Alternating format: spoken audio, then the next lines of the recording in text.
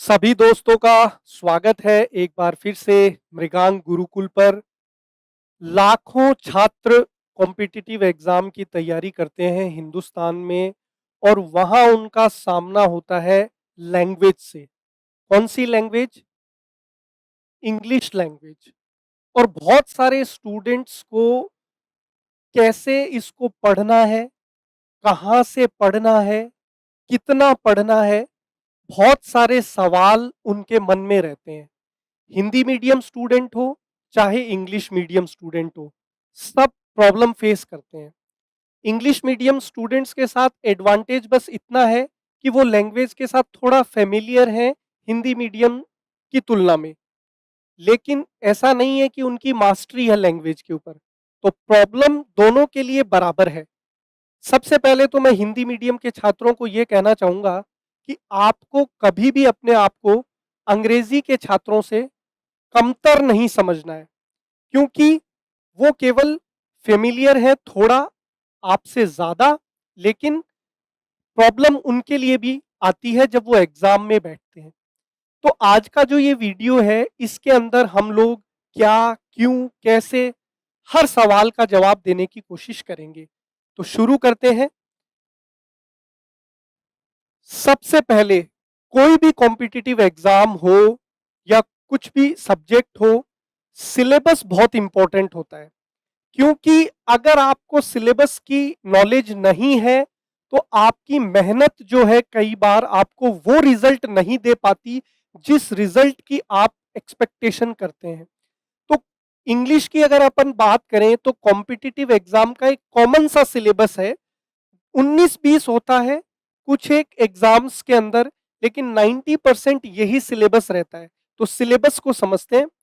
हमारा जो सिलेबस है उसको हम लोग 3 सेगमेंट में डिवाइड करते हैं: ग्रामर, वोकेबलरी और रीडिंग। इंग्लिश लैंग्वेज के 3 मेजर पिलर हैं: वोकेबलरी, ग्रामर और रीडिंग। ग्रामर की अगर बात करें तो क्वेश्चन पूछने का एक जो सबसे पॉपुलर तरीका है वो है स्पॉट दी एरर।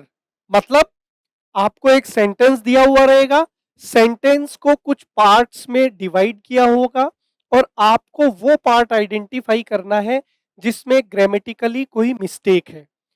बहुत बार ऐसा भी होगा कि वाक्य आपका बिल्कुल सही होगा, तो उस समय आपको नो एरर मार्क करना है।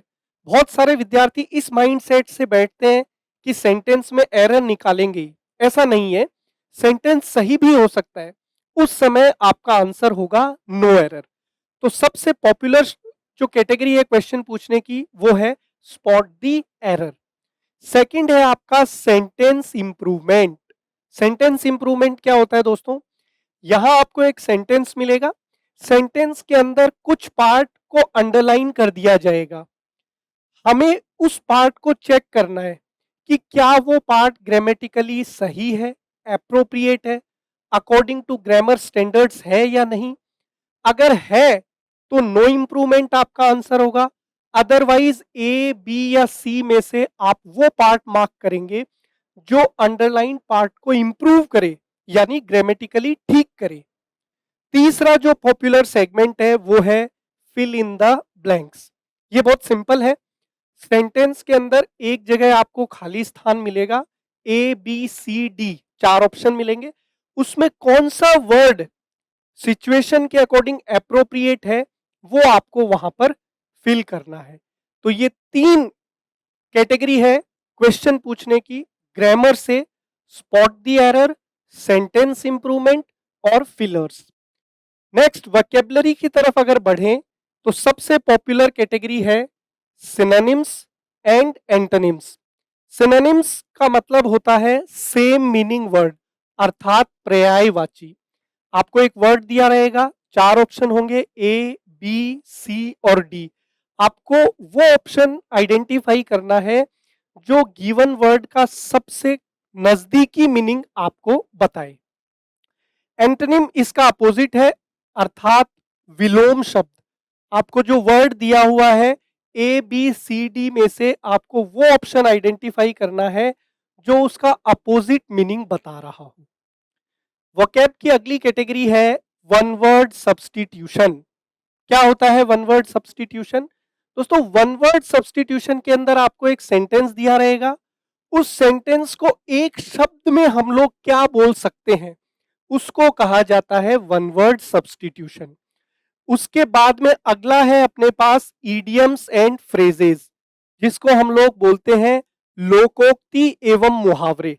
जैसे आपने हिंदी भाषा में सुना होगा, नाच न जाने आंगन टेढ़ा, बंदर क्या जाने अदरक का स्वाद। तो यही फ्रेजेस जब लैंग्वेज चेंज होगी तो इंग्लिश में पूछी जाएंगी, उसी को हम लोग बोलते हैं ईडियम्स एंड फ्रेजेस। तो हमने दो कैटेगरी डिस्कस कर ली, ग्रामर और वोकैबुलरी। अब जो तीसरा सबसे इंपॉर्टेंट पार्ट है और मैक्सिमम स्टूडेंट्स इसको अवॉइड करते हैं या इससे डरते हैं, वो है आपका रीडिंग। किसी भी लैंग्वेज को समझना और उसमें लिखना, ये बहुत इंपॉर्टेंट है। और वो आप कब कर पाते हैं? जब आपकी रीडिंग स्किल्स अच्छी होती है। आज के सिनेरियो में एग्जाम की रिक्वायरमेंट है, और जब आप ऑफिसर बन के जाएंगे तो आपको इंग्लिश के अंदर लिखना आना चाहिए, इंग्लिश के अंदर बोलना आना चाहिए। तो रीडिंग पार्ट आपका बहुत इंपॉर्टेंट है, इसलिए रीडिंग के स्टैंडर्ड को धीरे धीरे बढ़ाया भी जा रहा है। रीडिंग में मेनली दो चीजें इंपॉर्टेंट है, एक आपका रीडिंग कॉम्प्रिहेंशन, जिसको आप आम बोलचाल में पैसेज के नाम से जानते हैं, और दूसरा है आपका क्लोज टेस्ट। ये भी पैसेज को ही पूछने का एक तरीका है। इसमें जो पैसेज आपको मिलेगा, बीच बीच में आपको ब्लैंक्स मिलेंगे और आपको ऑप्शंस में से एप्रोप्रिएट वर्ड उसमें भरना है।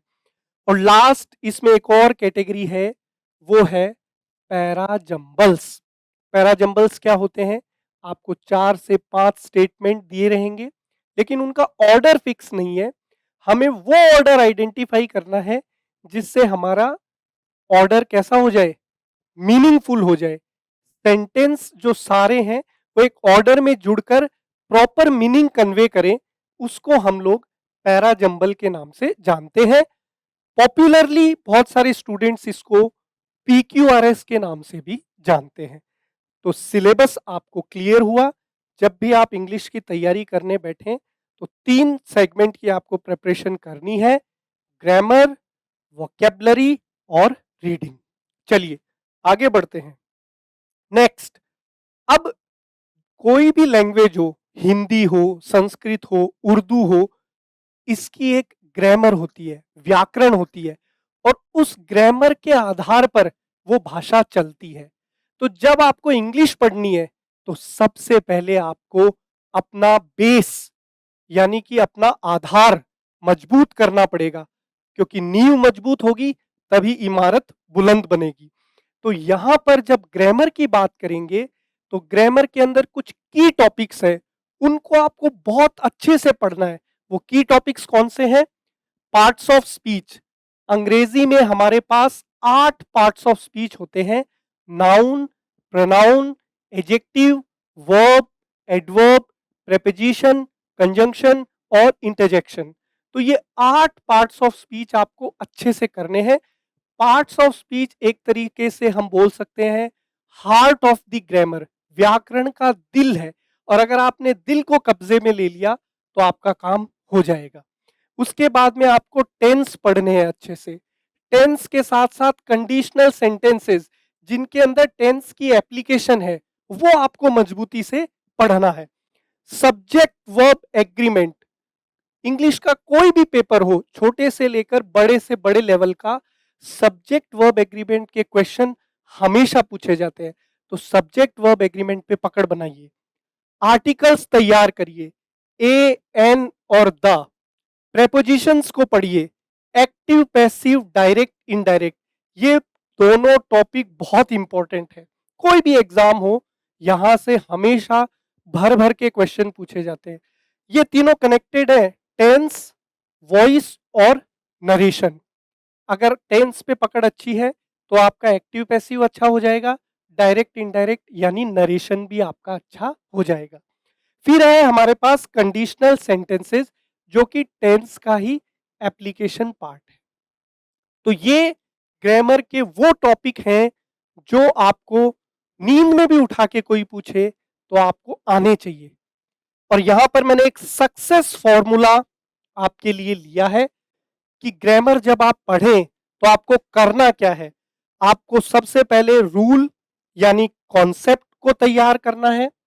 एक बार आपने कॉन्सेप्ट समझ लिया तो उस पर कुछ एग्जाम्पल्स करिए ताकि वो कॉन्सेप्ट आपके दिमाग में फिट हो जाए, और फिर बाद में आपको प्रीवियस ईयर क्वेश्चंस, उस कॉन्सेप्ट पे आए हुए जितने भी क्वेश्चन है पिछले सालों के, उनको लाइन से आपको सॉल्व कर देना है। फिर आपको कहीं दिक्कत नहीं आएगी।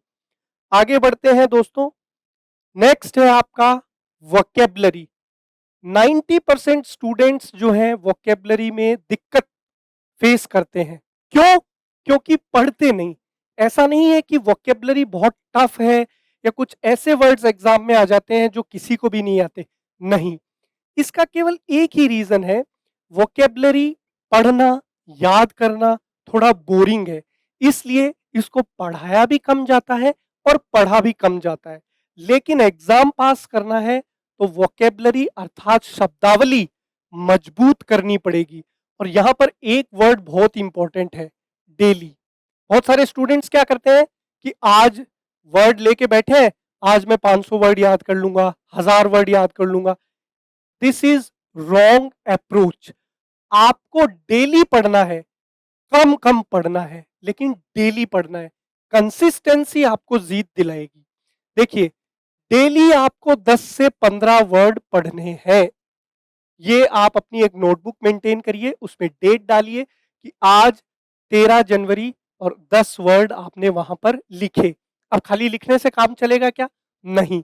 आपको क्या करना है, सबसे पहले उस वर्ड को पढ़ना है, समझना है उसका मीनिंग, उस वर्ड के सिनोनिम याद करिए, एंटोनिम याद करिए, और सबसे इंपॉर्टेंट उस वर्ड से सेंटेंस बनाइए। अगर आप कोई भी वर्ड पढ़ते हैं और उससे अगर 5 सेंटेंस बना लेते हैं तो मैं आपको गारंटी दे सकता हूं वो वर्ड आप जिंदगी में कभी नहीं भूलेंगे। आप चाहे तो इसको करके देख लीजिएगा। और उसके बाद है target P Y Q words first. जो भी वर्ड आप याद कर रहे हैं या पढ़ रहे हैं, आपका टारगेट ये होना चाहिए कि सबसे पहले आप प्रीवियस ईयर में पूछे गए वर्ड्स को कवर करें, उसके बाद में नए वर्ड्स के ऊपर जाएं। आगे बढ़ते हैं। अगला क्या है? रीडिंग। रीडिंग का स्टैंडर्ड पिछले 2 सालों से काफी बढ़िया हो गया है। कोई भी एग्जाम आप उठा के देख लीजिए, लगातार पैसेज और क्लोज टेस्ट का स्टैंडर्ड बढ़ता जा रहा है। तो आपको भी अपनी रीडिंग स्किल्स को इंप्रूव करना होगा। कैसे कर सकते हैं रीडिंग स्किल्स को इंप्रूव? उसका तरीका है, रीड वन पैसेज डेली। आपको नियम बनाना है कि आपको एक पैसेज पूरे दिन में पढ़ना ही पढ़ना है। पैसेज पढ़िए, उसको समझिए, और उसके बाद में क्वेश्चंस को सॉल्व करिए। एक पैसेज, ज्यादा नहीं बोल रहा हूं, एक पैसेज आपको डेली करना है। अगला है एडिटोरियल या शॉर्ट पैसेज। जिन विद्यार्थियों की रीडिंग स्किल थोड़ी अच्छी है, जिनको लगता है कि मैं अबो एवरेज हूं, वो एडिटोरियल की तरफ जा सकते हैं। एक एडिटोरियल या एक शॉर्ट पैसेज डेली करिए, और उसके अंदर जो वर्ड आपको मिले उनको नोट डाउन करिए, उनका मीनिंग देखिए, उनका पार्ट्स ऑफ स्पीच देखिए। नेक्स्ट है ट्राई टू अंडरस्टैंड मीनिंग। बहुत सारे लोग रीडिंग का मतलब समझते हैं ट्रांसलेशन, अनुवाद। तो आपको अनुवाद नहीं करना है कि आप अखबार पढ़ रहे हो या किताब पढ़ रहे हो तो आपने उसका हिंदी अनुवाद करने बैठ गए, नहीं।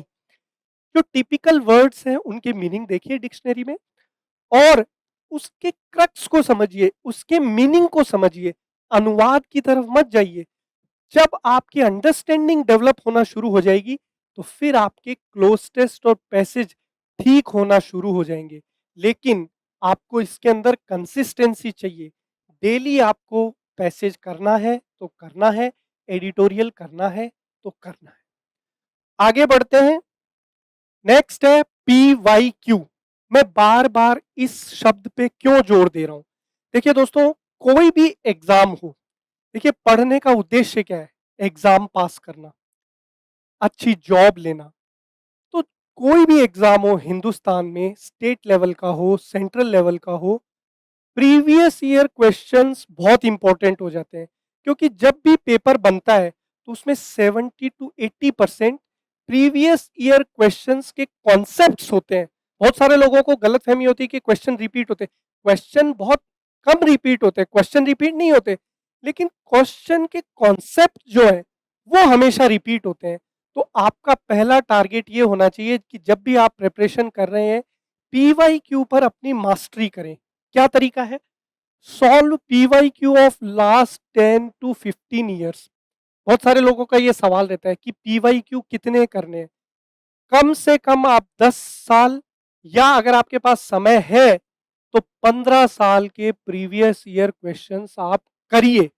अब प्रीवियस ईयर क्वेश्चंस आपको करने कैसे हैं? सबसे पहले टॉपिक वाइज करिए। जैसे ही टॉपिक वाइज आप कर लें, जैसे आपने नाउन पढ़ा तो नाउन के कर लीजिए, प्रोनाउन पढ़ा प्रोनाउन के कर लीजिए, एडजेक्टिव पढ़ा एडजेक्टिव के कर लीजिए, और फिर लास्ट में आपको मिक्स पीवाईक्यू करने हैं, ताकि आपको एग्जाम वाली फीलिंग भी आ जाए। तो सबसे पहले टॉपिक वाइज करिए, फिर मिक्स करिए। नेक्स्ट है pattern of questions is same. Questions जो होते हैं, जो आने वाले एग्जाम्स में आएंगे और जो आ चुके हैं, उनका पैटर्न हमेशा सेम रहता है। तो पैटर्न को पकड़ने की कोशिश करिए, और जैसे ही उस पैटर्न का सवाल आपको एग्जाम में दिखे, उसी अप्रोच को यूज करिए जो आपने प्रैक्टिस में की है। Next, same concepts repeat again and again. यही चीज मैं आपसे बार बार बोल रहा हूं कि प्रीवियस ईयर क्वेश्चंस क्यों इंपॉर्टेंट है, क्योंकि बार बार कॉन्सेप्ट्स जो हैं रिपीट होते हैं। तो अगर आपकी पीवाईक्यू पर अच्छी पकड़ बन गई तो आपको किसी भी एग्जाम में दिक्कत नहीं आएगी। आगे बढ़ते हैं। अगला है मॉक टेस्ट एंड एनालिसिस। जब आप तैयारी करते हैं, कोई पढ़ाई करते हैं, तो उसमें अपने आप को जांचना भी जरूरी है कि मैं कल जहां से मैंने शुरू किया था, आज मैं कहाँ हूं, एक दिन बाद कहाँ हूं, 2 दिन बाद कहाँ हूं। तो समय समय पे अपने आप को जांचने के लिए किसका इस्तेमाल करना है? मॉक टेस्ट और उसका एनालिसिस। कितने मॉक टेस्ट करने हैं?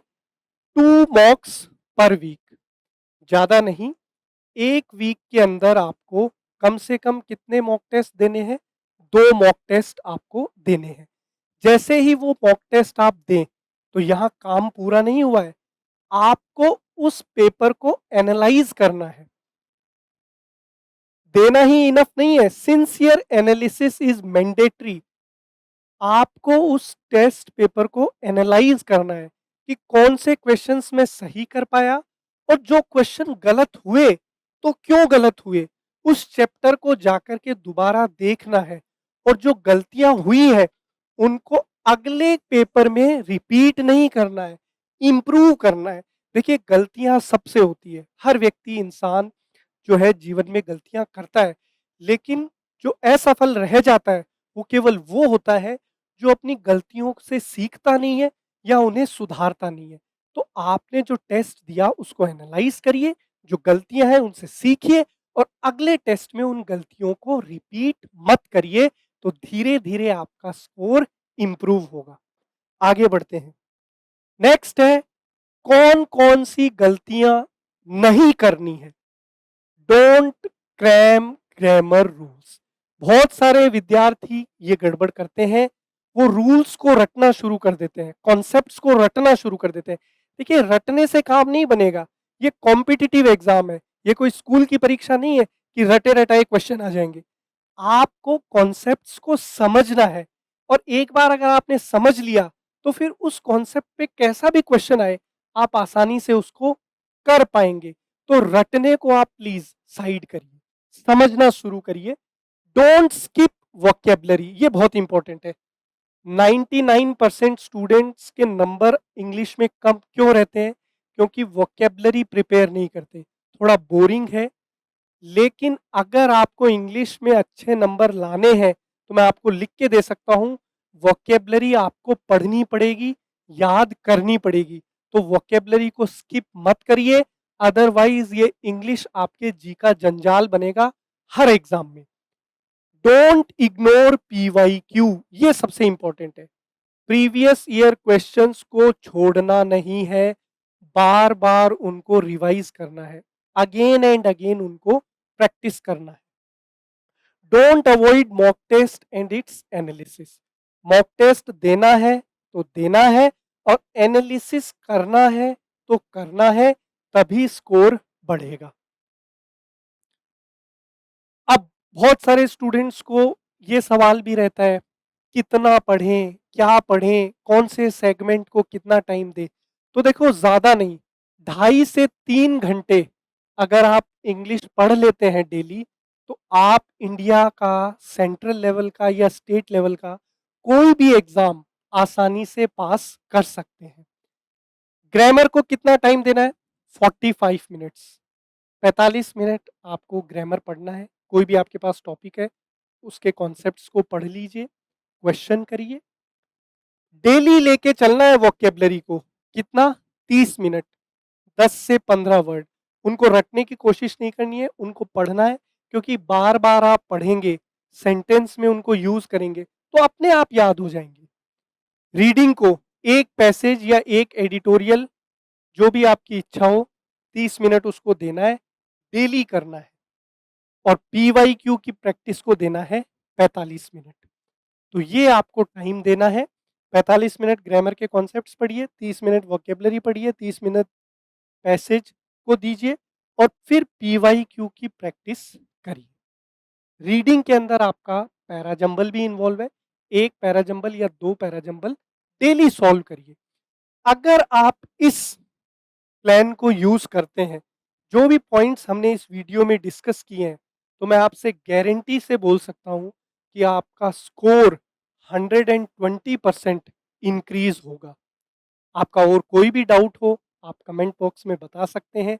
वीडियो अगर आपको पसंद आया तो इसको ज़रूर लाइक करें, अपने दोस्तों के साथ शेयर करें, साथ ही साथ चैनल को सब्सक्राइब करें, क्योंकि लगातार आपको इस चैनल पर इंग्लिश लैंग्वेज का बेहतरीन कंटेंट विदाउट एनी फीस मिल रहा है। आप अपना बहुत ख्याल रखिए, बहुत पढ़ाई करिए। मिलेंगे अगले सेशन में। Thank you for watching the video.